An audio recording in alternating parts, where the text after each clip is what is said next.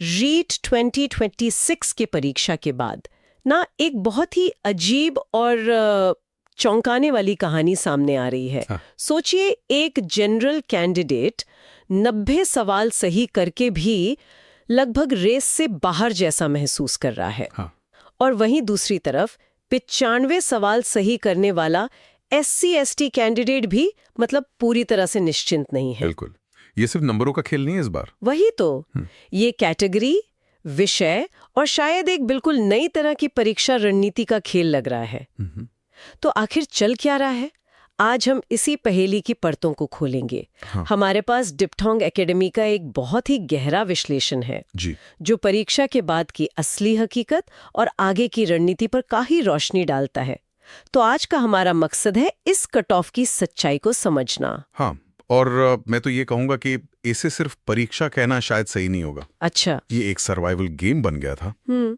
Diphthong academy के विश्लेषण में जो सबसे चौंकाने वाली बात सामने आई वो ये थी कि इस बार शायद ज्ञान सबसे कम जरूरी चीज थी। अरे, जैसा कि उन्होंने कहा है, परीक्षा खत्म, अब असली विश्लेषण शुरू। तो आज की हमारी बातचीत सिर्फ सतह पर नहीं होगी, हम उन गहरे पैटर्न्स और छिपा हुए फैक्टर्स को समझने की कोशिश करेंगे। सर्वाइवल गेम, ये सुनने में काफी गंभीर लगता है। चलिए इसी से शुरू करते हैं। इस बार जो सबसे बड़ा बदलाव था वो था परीक्षा का बदला हुआ रूप। हाँ, मुझे याद है पुराने पैटर्न में पेपर मुश्किल से 15-16 पेज का होता था। बिल्कुल। इस बार ये 64 पेज का एक भारी भरकम दस्तावेज था। ये तो परीक्षा का पेपर नहीं, एक पूरी किताब लग रही थी। सही बात है। डिप्थोंग एकेडमी ने इसे एक बहुत सटीक नाम दिया है, मनोवैज्ञानिक घेराबंदी। ये सिर्फ ज्यादा सवाल नहीं थे ना? नहीं, इसके पीछे एक गहरी रणनीति थी। क्या थी वो? बिल्कुल, ये एक सोची समझी रणनीति थी जिसे वॉल्यूम शॉक कहते हैं। Volume shock? हाँ, इसका मकसद ही था पढ़ने की थकान, यानी रीडिंग फटीग पैदा करना। आप सोचिए, जब एक कैंडिडेट पेपर खोलता है और उसे 64 पेज दिखते हैं तो आधा आत्मविश्वास तो वही खत्म हो जाता है। सही बात है। यह ऐसा है जैसे किसी को 100 मीटर की रेस के लिए ट्रेन किया जाए और फिर उसे अचानक मैराथन दौड़ा दिया जाए। बोर्ड का मकसद साफ था, वो रटंत विद्या वाले छात्रों को बाहर करना चाहते थे। वो देखना चाहते थे कि कौन दबाव झेल सकता है, किसका टाइम मैनेजमेंट बेहतर है। और इसका असर भी दिखा होगा। मतलब क्या ऐसे भी छात्र थे जो जानते तो सब थे पर बस पेपर पूरा नहीं कर पाए? बहुत सारे। हमारे पास जो डेटा है वो दिखाता है कि कई छात्र जिनकी क्षमता 110 से ज्यादा सवाल सही करने की थी। 110 से ज्यादा? हाँ, वो भी समय पर 121वें सवाल तक भी नहीं पहुंच पाए और दौड़ से बाहर हो गए। अरे बाप रे। वो जानते थे पर समय ने उन्हें हरा दिया। तो ये सिर्फ ज्ञान की नहीं बल्कि समय के साथ दौड़ने और दबाव में शांत रहने की क्षमता की परीक्षा थी। ज्ञान तो बस एंट्री टिकट था, असली खेल तो उसके बाद शुरू हुआ। कमाल है। मतलब ये सिर्फ पेपर की लंबाई का दबाव नहीं था बल्कि एक पूरी तरह से डिजाइन किया गया मेंटल प्रेशर टेस्ट था। बिल्कुल। डिप्थोंग एकेडमी के विश्लेषण में एक और दिलचस्प बात कही गई है कि RSSB ने चयन के लिए 3 फिल्टर बनाए थे। हाँ, 3 फिल्टर। पहला था कॉग्निटिव एंड्योरेंस, यानी 2.5 घंटे तक लगातार दिमागी दबाव झेलने की क्षमता। सही है। दूसरा था विश्लेषणात्मक तर्क, जहां सीधे सीधे फैक्ट्स की जगह कथन आधारित घुमावदार सवाल थे। और तीसरा, जिसे उन्होंने सबसे घातक कहा है, वो था प्रशासनिक जाल, ई विकल्प का नियम। उन्होंने एक बड़ी मजेदार लाइन लिखी है, बोर्ड ने आपको केवल आउट नहीं किया, उन्होंने आपको हिट विकेट किया। हाँ, और ये हिट विकेट वाली बात ई विकल्प पर एकदम फिट बैठती है। नियम सुनने में बहुत सीधा था। अगर आप कोई सवाल छोड़ रहे हैं तो आपको ई वाला गोला भरना है। ठीक है, छोड़ दिए। बिना ई भरे? हाँ, बिना ई भरे तो उसे सीधे अयोग्य घोषित कर दिया जाएगा, चाहे उसका स्कोर कितना भी हो। 1 मिनट, मतलब अगर किसी ने 109 सवाल सही किए हैं, जो कि एक शानदार स्कोर है, बहुत शानदार स्कोर है, लेकिन उसने OMR शीट में 15-16 सवाल बिना ई भरे खाली छोड़ दिए, तो उसका रिजल्ट 0 हो जाएगा। बिल्कुल 0। यही तो हिट विकेट है। अच्छा, आप अपनी ही गलती से आउट हुए, बॉलर ने तो कुछ किया ही नहीं। ये दिखाता है कि इस परीक्षा में नियमों को ध्यान से पढ़ना और उनका पालन करना स्कोर करने जितना या शायद उससे भी ज्यादा जरूरी था। सही बात है। कई काबिल उम्मीदवार सिर्फ इस एक छोटी सी चूक की वजह से बाहर हो गए होंगे। बिल्कुल। ठीक है, तो मान लीजिए कोई इन सब मनोवैज्ञानिक और प्रशासनिक जालों से बच भी गया, तो भी असली सवाल तो वहीं का वहीं है। नंबर कितने चाहिए, कट ऑफ कहां तक जाएगी? यहाँ पर 2x और 1x लिस्ट का भी एक चक्कर है जिसे लेकर बहुत कंफ्यूजन रहता है। ये समझना बहुत जरूरी है। देखिए, 2x लिस्ट का मतलब है दस्तावेज सत्यापन के लिए बुलावा, डॉक्यूमेंट वेरिफिकेशन। हाँ, जिसमें कुल सीटों के दोगुने उम्मीदवारों को बुलाया जाता है। इसमें नाम आना नौकरी की गारंटी नहीं है, ये सिर्फ एक पड़ाव है। सही। असली चयन तो 1x लिस्ट से होता है, जो फाइनल मेरिट होती है।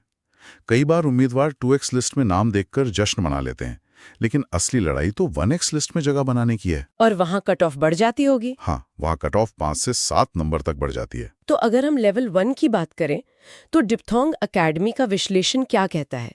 वो सेफ जोन, जिसे वो गोल्डन जोन कह रहे हैं, वो कहाँ है? लेवल 1 के लिए उनका विश्लेषण कहता है कि 103 से 105 से ज्यादा प्रश्न सही करने वाले उम्मीदवार 103 से 105 प्लस। हाँ, वो गोल्डन जोन में है, यानी उनका चयन लगभग पक्का है। ठीक है। 95 से 100 सवालों के बीच वाले 2x लिस्ट यानी डॉक्यूमेंट वेरिफिकेशन के लिए उम्मीद कर सकते हैं। और 90 से नीचे? लेकिन 90 से कम सवालों पर मामला डेंजर जोन में चला जाता है। और यहीं पर कहानी में सबसे बड़ा ट्विस्ट आता है, कैटेगरी का। हाँ, ये तो सबसे बड़ा सवाल है।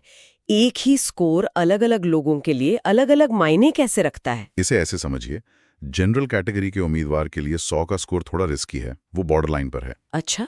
लेकिन वही 100 का स्कोर एक SC कैंडिडेट के लिए गोल्डन टिकट जैसा है। मतलब बहुत बड़ा फर्क है। बहुत बड़ा। इसी तरह EWS के लिए सेफ जोन 100 से ऊपर है, OBC के लिए 101, 102 से ऊपर, जबकि ST कैटेगरी के लिए यही दायरा 93, 94 सवालों के आसपास आ जाता है। तो आपका स्कोर अकेले मायने नहीं रखता? बिल्कुल नहीं। आपकी कैटेगरी तय करती है कि उस स्कोर का वजन कितना है। लेवल 1 में इतनी जटिलता है तो लेवल 2 में तो विषयों की वजह से ये और भी उलझ जाता होगा। अरे, लेवल 2 में तो ये खेल और भी ज्यादा पेचीदा है। वहां तो हर विषय की अपनी अलग कट ऑफ, अपनी अलग लड़ाई है। यहाँ कट ऑफ में जमीन आसमान का फर्क है। जैसे डिप्थोंग एकेडमी के डेटा के अनुसार हिंदी में जनरल कैटेगरी के लिए सेफ जोन 108 से 112 प्रश्नों के बीच है। 108 से 112? ये तो बहुत ज्यादा है। बहुत ज्यादा। वहीं सामाजिक अध्ययन यानी SST के लिए ये 104 से 107 के बीच है। और अंग्रेजी या गणित विज्ञान जैसे विषयों में कट ऑफ और भी नीचे रहने की उम्मीद है। हिंदी में इतनी ज्यादा कट ऑफ क्यों? इसके पीछे है प्रतिस्पर्धा का क्रूर गणित। अच्छा। विश्लेषण से एक हैरान करने वाला आंकड़ा सामने आया है। हिंदी में एक सीट के लिए लगभग 870 उम्मीदवार लड़ रहे हैं। 870? हाँ, इसे हाई वॉर जोन कहा जा सकता है। अच्छा। सामाजिक अध्ययन में यह आंकड़ा लगभग 710 उम्मीदवार प्रति सीट है। ठीक है। अब इसकी तुलना संस्कृत से कीजिए, जहां एक सीट के लिए सिर्फ 74 उम्मीदवार हैं। सिर्फ 74? हाँ, ये एक रणनीतिक अवसर जैसा है। 870 के मुकाबले 74, ये तो यकीन नहीं होता है। इसका मतलब तो ये हुआ कि हिंदी के छात्र के पास सांस लेने की भी फुर्सत नहीं थी।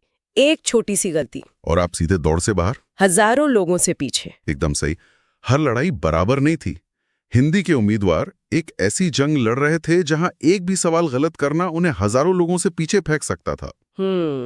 इसीलिए विषय का चुनाव इतना महत्वपूर्ण हो गया। बिल्कुल, आपके स्कोर जितना ही। लेकिन कहानी शायद यहीं खत्म नहीं होती। मैंने सुना है कि विश्लेषण में एक आइसबर्ग मॉडल का भी जिक्र है। हाँ, आइसबर्ग मॉडल। मतलब जो स्कोर कार्ड पर दिख रहा है वो पूरी कहानी नहीं है, सतह के नीचे भी कुछ चल रहा है। बिल्कुल। स्कोर तो बस आइसबर्ग का ऊपरी हिस्सा है। असली खेल बदलने वाले कारक तो पानी के नीचे छिपे हैं। कौन से कारक? इसमें 3 बड़े कारक हैं।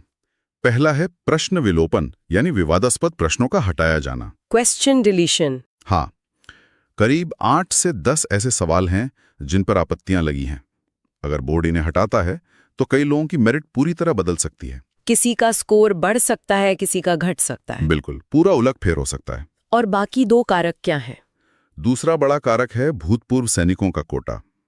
अक्सर इस कोटे की सीटें पूरी नहीं भर पाती। अच्छा। नियम के अनुसार ये खाली सीटें फिर सामान्य वर्ग में शिफ्ट हो जाती हैं, जिससे जनरल की कट ऑफ पर थोड़ा सकारात्मक असर पड़ सकता है। और तीसरा और शायद सबसे दिलचस्प है सप्लाई शॉक। विश्लेषण से पता चला है कि लगभग 65% उम्मीदवारों का स्कोर 70 से भी कम है। क्या? 65% का स्कोर 70 से भी कम?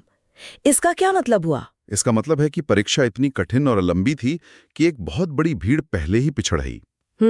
जब ज्यादातर लोग दौड़ में पीछे रह जाएं, तो फिनिशिंग लाइन अपने आप थोड़ी नजदीक आ जाती है ना? हाँ, सही बात है। ये फैक्टर ओवरऑल कट ऑफ को नीचे खींचने का काम कर सकता है। इसलिए जो कट ऑफ हम अनुमान लगा रहे हैं, हो सकता है कि इन छिपे हुए कारकों की वजह से फाइनल लिस्ट में थोड़ा बदलाव देखने को मिले। तो इतनी सारी अनिश्चितताओं के बीच एक उम्मीदवार को अब क्या करना चाहिए? क्या हाथ पर हाथ धरकर इंतजार करें या कोई ठोस कदम उठाएं? डिप्थोंग एकेडमी ने अपने एक्शन प्लान में क्या सुझाव दिया है? उनका एक्शन प्लान बहुत ही व्यवहारिक है। उन्होंने स्कोर के आधार पर उम्मीदवारों को 3 जोन में बांटा है। ठीक है। जो लोग गोल्डन जोन में हैं, यानी अनुमानित कट ऑफ से 5-7 नंबर ऊपर हैं, उन्हें अपने दस्तावेज तैयार करने शुरू कर देने चाहिए। लेकिन साथ ही उन्हें कॉम्प्लेसेंट नहीं होना चाहिए और अगली परीक्षाओं की तैयारी भी जारी रखनी चाहिए। और जो लोग बॉर्डर लाइन पर हैं, यानी डेंजर जोन में? जो डेंजर जोन में हैं, यानी कट ऑफ के आसपास हैं, उन्हें बिना एक भी दिन बर्बाद किए नए सिरे से तैयारी शुरू कर देनी चाहिए। परिणाम का इंतजार किए बिना? बिल्कुल। सीईटी, एलडीसी या वीडियो जैसी परीक्षाओं पर ध्यान देना एक अच्छा विकल्प हो सकता है। और जिनका स्कोर 90 से काफी कम है, उनके लिए उन्हें तो तुरंत प्रभाव से अगली भर्ती, खासकर आरईटी प्री 2026 को लक्ष्य बनाकर एक लंबी और गहरी तैयारी में जुट जाना चाहिए। 2026 की तैयारी, इसका मतलब है कि तैयारी का तरीका भी बदलना होगा, क्योंकि परीक्षा का पैटर्न बदल चुका है। बिल्कुल, और ये इस विश्लेषण का सबसे महत्वपूर्ण निष्कर्ष है। वन लाइनर का युग समाप्त हो चुका है। रटने वाला जमाना गया। हाँ, 2018 तक जो रणनीति काम करती थी, यानी गाइड बुक से तथ्य रटना, वो अब पूरी तरह बेकार हो चुकी है। तो अब नई रणनीति क्या है? नई रणनीति है अवधारणाओं को समझना। इसके लिए एनसीईआरटी और आरबीएससी की मूल किताबों की ओर लौटना होगा। मतलब बेसिक्स पर वापस जाना होगा। बिल्कुल। जो बदलेगा वही टिकेगा। सफलता की कुंजी अब रटना नहीं, बल्कि अवधारणाओं को गहराई से समझना और उन्हें सवालों पर लागू करना है। अनुकूलन ही सफलता का नया मंत्र है। तो आज की इस पूरी बातचीत का सार यही निकलता है, रीट अब सिर्फ ज्ञान की परीक्षा नहीं रही है। ये सहन शक्ति, रणनीति और नियमों के पालन की एक त्रिआयामी परीक्षा बन चुकी है। आपका स्कोर जितना महत्वपूर्ण है, उतनी ही आपकी कैटेगरी और आपका चुना हुआ विषय भी। हाँ। जैसा कि डिप्थोंग एकेडमी ने अपने निष्कर्ष में कहा है, अनुकूलन ही जीत है। रटने का जमाना गया, अब समझने और टिकने का समय है। और जाते जाते एक विचार मैं सभी उम्मीदवारों के लिए छोड़ना चाहूंगा। बताइए। क्या रीट का ये नया बहुआयामी पैटर्न, जो सिर्फ अकादमिक ज्ञान के बजाय दबाव झेलने की क्षमता, टाइम मैनेजमेंट और रणनीतिक सोच का परीक्षण करता है, ये भविष्य में अन्य राज्य स्तरीय भर्ती परीक्षाओं के लिए एक नया मॉडल बन सकता है? ये सोचने वाली बात है। हाँ, क्या उम्मीदवारों को अब सिर्फ सिलिनस नहीं, बल्कि युद्ध के लिए तैयार होना होगा?